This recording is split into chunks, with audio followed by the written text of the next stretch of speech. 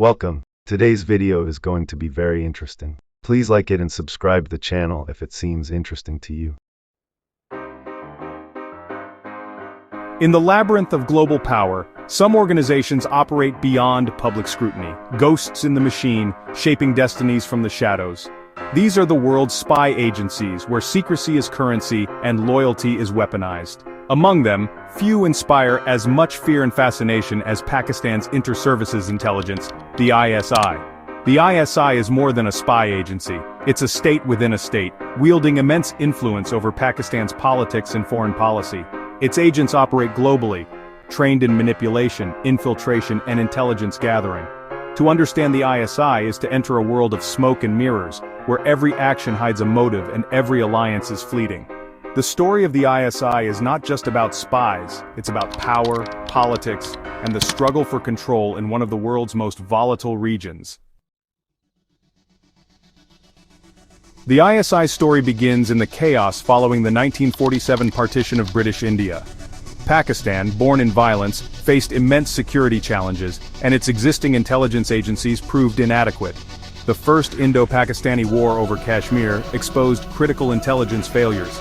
In response, the ISI was created in 1948 to unify military intelligence efforts. Founded by British officer Major General R. Khartoum, the ISI was modeled on British services but quickly took on a uniquely Pakistani character. Under General Ayub Khan's military rule, the ISI's mandate expanded dramatically, now monitoring political opponents and suppressing dissent. This marked the start of the ISI's deep involvement in domestic politics, operating with growing autonomy and little oversight. The seeds of a state within a state were sown, setting the stage for the ISI's rise to power. The ISI's power lies in its complex, hybrid structure, part military, part civilian. About 40% of its staff are military officers. The rest are civilian specialists and field agents. At the top sits the Director General, a 3-star general appointed by the Prime Minister but recommended by the Army Chief. The agency is divided into directorates, handling administration, domestic intelligence, counterintelligence, and operations in hotspots like Kashmir and Afghanistan. The Joint Signal Intelligence Bureau intercepts communications, while the infamous C-Wing manages domestic political engineering. Despite its structure, the ISI operates with autonomy, often outpacing other intelligence agencies and remaining accountable mainly to military leadership. The lack of centralized oversight has allowed the ISI to consolidate its dominance. Its reach extends far beyond what most civilian governments can control. The ISI's strength comes from its vast network of human assets, recruited through both subtle and coercive means. Diplomatic missions, especially the Pakistan High Commission in New Delhi, serve as key recruitment hubs. ISI agents, posing as diplomats, use their immunity to operate freely, screening visa applicants for vulnerabilities. They build rapport through repeated contact, identifying leverage points, financial need, grievances, or simple desperation. A small request like procuring a local SIM card tests compliance and opens the door to deeper involvement. The 2025 bust of a major spy ring in Delhi involving a Nepali national revealed the ISI's evolving tactics, recruiting foreign nationals for lower profiles. Recruits gather intelligence, from photographing military sites to smuggling documents. The ISI's web stretches across borders, adapting constantly to evade detection. The ISI once projected unbreakable discipline, but recent events have shattered that image. The 2024 arrest of former ISI Chief General Faiz Hamid marked an unprecedented breach in the agency's impunity. Officially charged with corruption, his arrest is widely seen as a result of internal power struggles within the military elite. This public spectacle exposed deep infighting and the agency's entanglement in domestic politics. The ISI's role in political engineering, once a source of strength, has become a battleground for rival factions. As Pakistan faces insurgencies, economic crisis, and geopolitical tension, these internal fractures threaten the agency's core mission. The cracks in the citadel are now visible, raising questions about who truly controls Pakistan's most powerful institution. Unlike most intelligence agencies around the world, Pakistan's Inter-Services Intelligence, or ISI, wields a powerful domestic political wing that extends far beyond traditional intelligence gathering. Over the years, the ISI has earned its reputation as Pakistan's kingmaker, quietly pulling the strings behind the scenes to shape the country's political landscape. For decades, it has influenced elections, created and dismantled political parties at will, and even decided which leaders should rise or fall. The ISI has managed the careers of national leaders, often acting as the ultimate arbiter of political fate in Pakistan. The agency's influence is legendary, engineering political alliances, manipulating the media narrative, and ensuring that its preferred voices dominate the airwaves. It leverages corruption cases and legal threats to keep politicians in check, using the courts as another tool of control. This constant interference has stunted the growth of democracy, making it difficult for civilian governments to function independently or build lasting institutions. As a result, real power in Pakistan often lies not with elected officials, but with unelected generals and their intelligence chiefs, who operate from the shadows.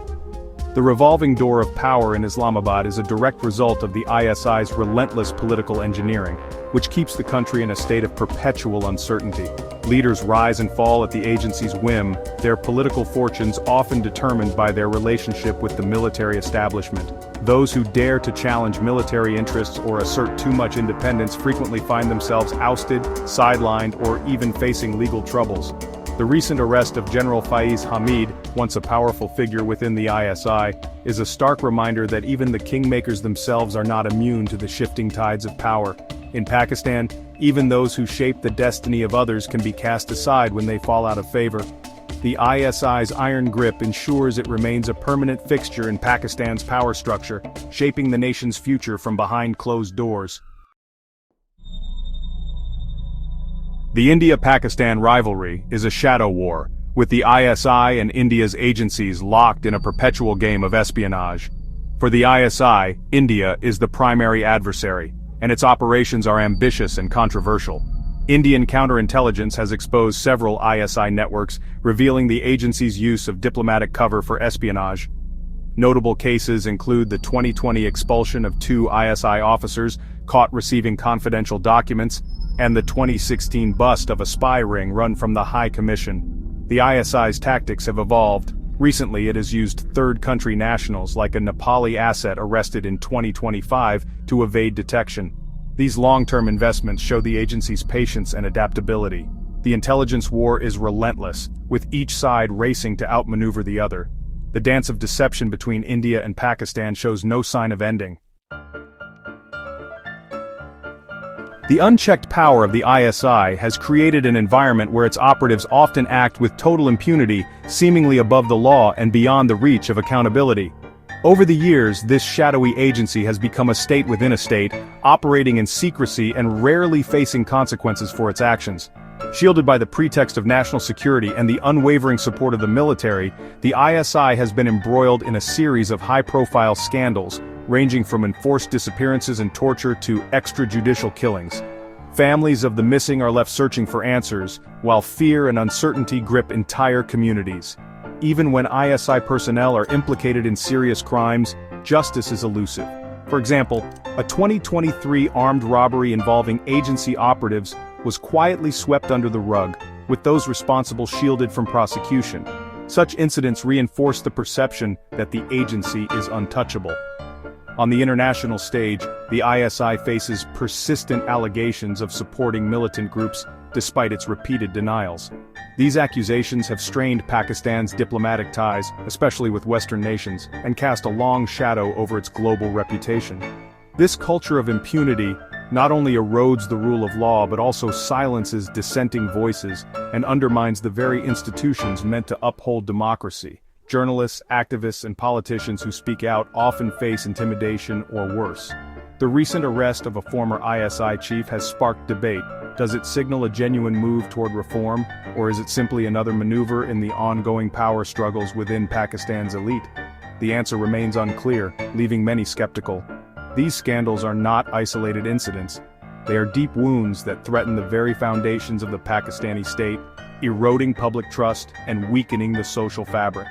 Ultimately, the cost of unchecked power is a nation held hostage by those meant to protect it, leaving ordinary citizens to bear the consequences of a system that refuses to hold itself accountable. As of July 2025, the ISI stands at a crossroads facing internal turmoil and external threats. The agency, long shrouded in secrecy and myth, now finds itself under an unprecedented spotlight. Its reputation for shadowy operations and influence over national affairs is being tested as never before. Power struggles and the arrest of a former chief have exposed vulnerabilities that could lead to reform or further decay. Factions within the organization are vying for control, while public trust in the agency has eroded. The leadership faces mounting pressure to address corruption and restore credibility, but entrenched interests resist change at every turn.